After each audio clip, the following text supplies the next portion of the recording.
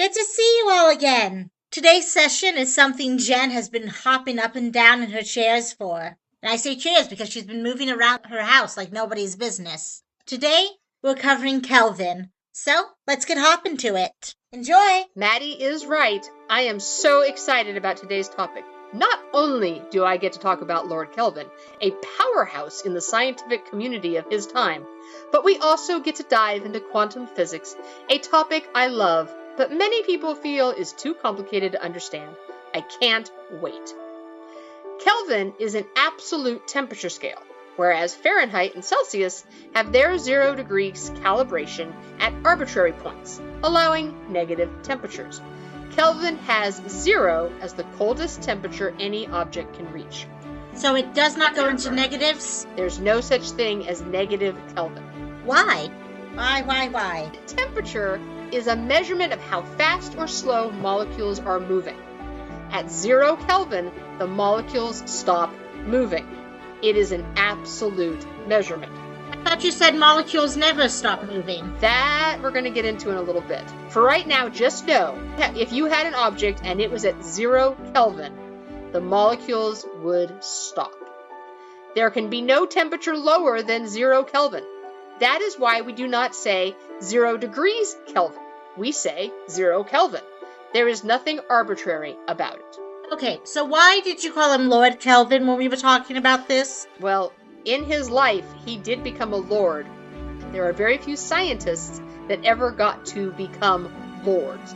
Lots of them get knighted, and he did too, but they don't join the peerage and get a title. So we'll talk about why that happened, but he is indeed Lord Kelvin. So he's legitimately a lord, and this is not something the scientific community just gave him. That is correct. Scientific community does not give lords and lady titles communities, and it was not his first name. He is not Lord Kelvin. So what was his actual name? That's what I'm going to get to right now. I do not even know where to start with Lord Kelvin's life. He made advances in so many fields that entire books could be written about his achievements, and probably have been. I'm going to leave most of it out of this session for the sake of time and focus, but I encourage you to read about his incredible life. The notes include links to get you started. The man we know as Lord Kelvin was born William Thomson in 1824 in Belfast, Ireland, now in North Ireland. His father was a mathematician and taught his sons the latest ideas in math, giving William a head start among his peers. The family moved to Glasgow, where his father taught at the university. William enrolled in college when he was 10. Wait, 10? Yes, he and his brothers were very smart. But in the 1820s, this would have been 1834 at this point, kids didn't really have the childhood we think of today, where they went and played outside in the summers. But you know how, like, some kids nowadays go to community college? Yes. Like, take summer classes or whatever? It wasn't like he was, like, getting a college degree. It was more like he was taking classes. Okay, that makes me feel a little better. Okay, so while he was a teenager, he learned from leading scientists of the time, and he published his first scientific paper at the age of 15. I could go on and on about his academic achievements, but I'll sum it up. He went to Cambridge College for 4 years and graduated with honors. And that's why I think when he was in Glasgow, he was just taking classes, because he then went to a different university and got his degree. I'm still amazed he published a paper at 15. My spelling errors even now, I could never. Well, I did say he was a bright student, so he went to Cambridge College for 4 years and graduated with honors. He received a teaching position at the University of Glasgow, that's where he went when he was 10, at 22 and remained there for 53 years. He retired in 1899 at the age of 75. Well, that seems like a longer period of time than the other two. Oh no, he lived even longer after that. No, he lived to be an old man. And yes, Fahrenheit did some things, Celsius did some things, and Kelvin did way more. But part of that is that Fahrenheit and Celsius died as middle-aged men. If they had lived as long as Kelvin, they might very well have made other discoveries also. But we'll never know because they did not live that long. William Thomson became quite wealthy, not from teaching, but from his involvement with private engineering firms. England was trying to lay the first transatlantic telegraph line, and many engineers and scientists doubted it would work. Using his knowledge of how heat moves, He proved that the cable's length would be no problem.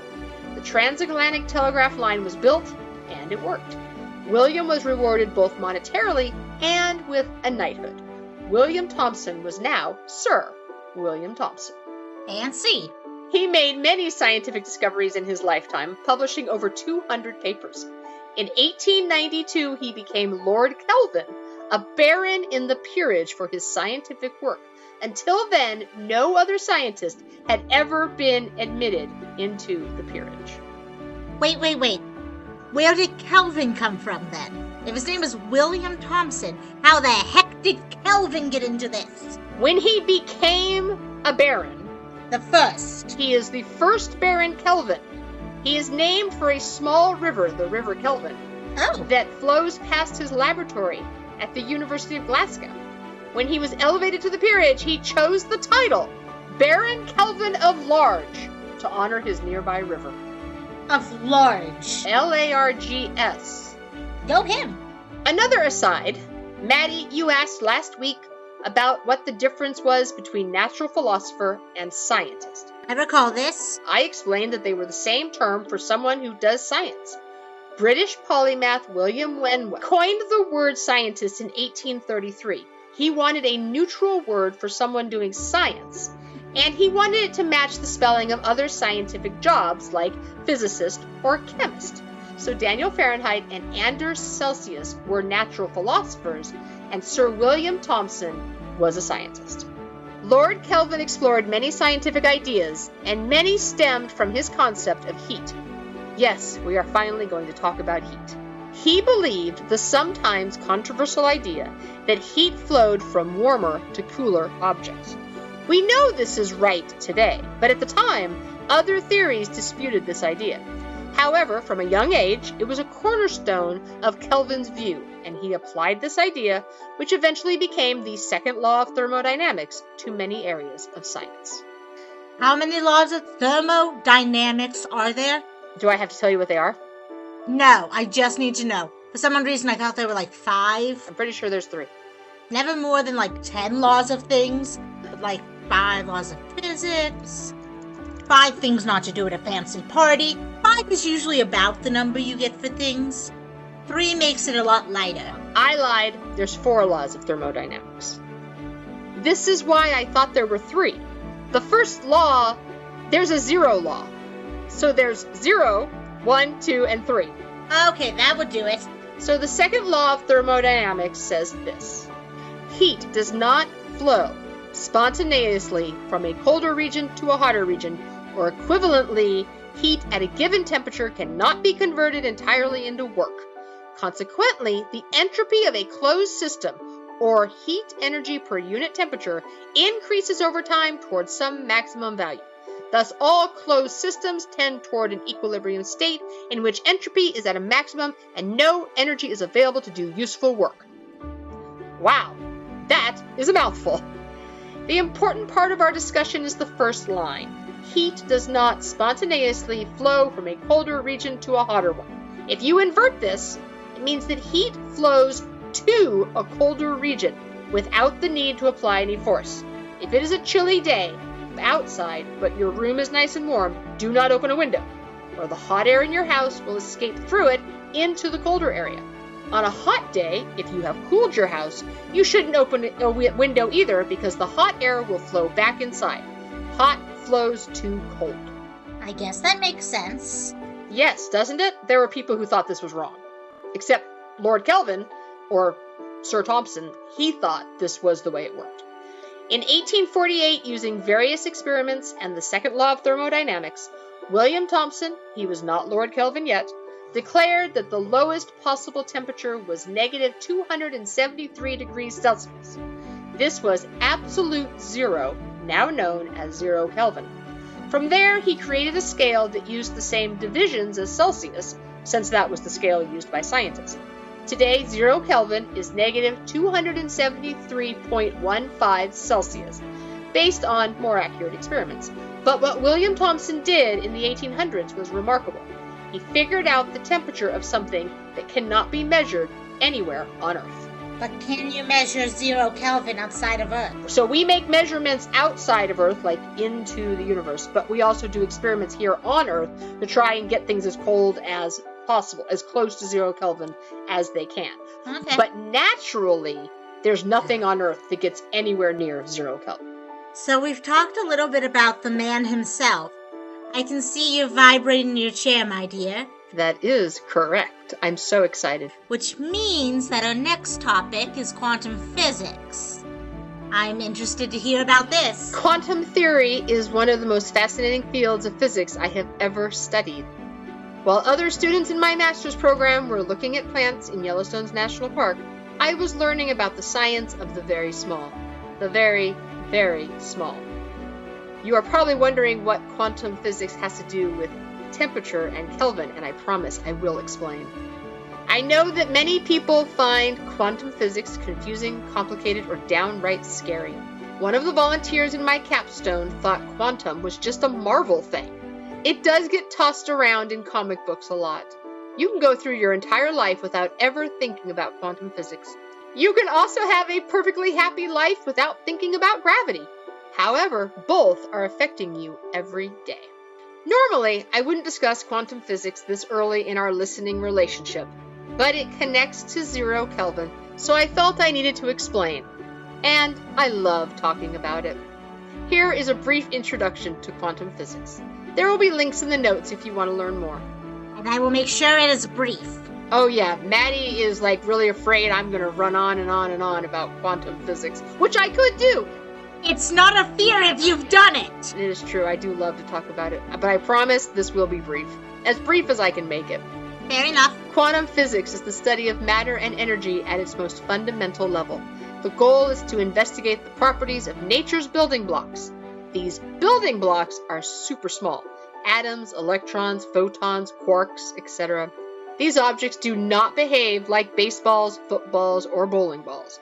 Those large objects obey the laws of classical physics described by Newton. Particles smaller than 100 nanometers require their own sets of rules. I always found the word quantum futuristic and confusing. However, a quantum is a packet of energy. In quantum physics, energy does not flow like water through a tap. Instead, it travels in little packets, quantum. So in my mind, substituting the word packets for quantum feels much less scary.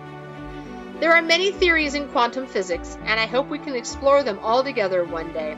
For today, I want to focus on just one, Heisenberg's uncertainty principle. I bring up quantum physics because I don't want to lie to you, and an omission can sometimes be a lie. I said that at 0 Kelvin, atoms and molecules stop moving. This is true in the classical sense, but in quantum physics, it's not exactly true.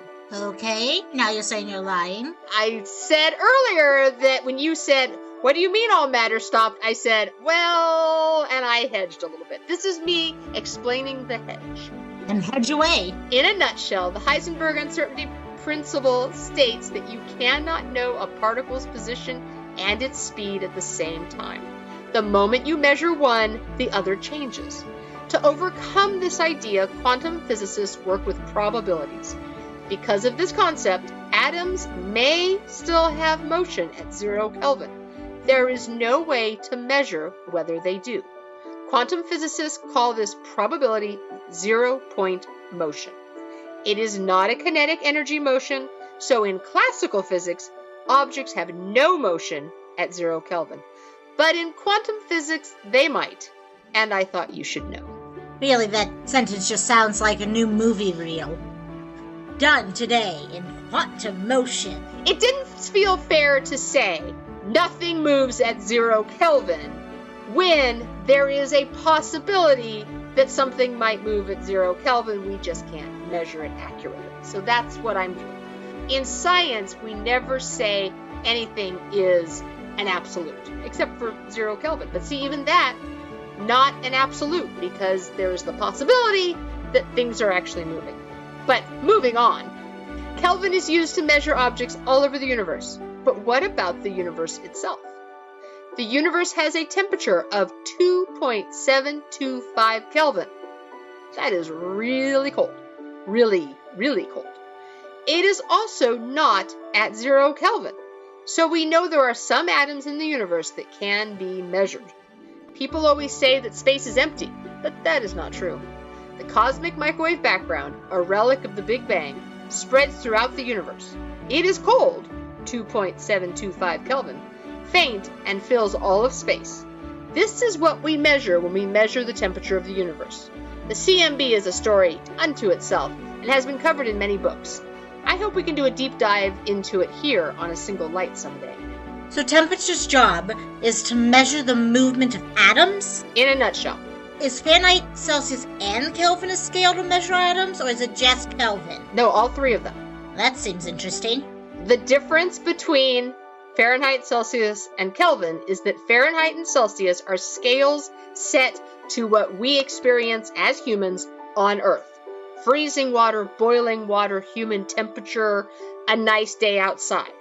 Kelvin can measure those things, but it would say 280 degrees Kelvin. Who wants to say, oh, it's 280 degrees Kelvin out? So we use Kelvin when we're talking about things in science, things in the universe. Kelvin, there are no negative numbers. Temperature measures the movement of atoms, and the Kelvin scale is an absolute measure of that movement. There are no negative numbers in Kelvin because everything stops at 0. But here is the kicker. An object can never reach 0 Kelvin. Scientists have gotten within a few trillionths of 0 Kelvin, but according to our new friend quantum physics, nothing in the universe today is at 0 Kelvin. So we can talk about it, but it's hypothetical. Math says it's correct, but we'll never see it ourselves.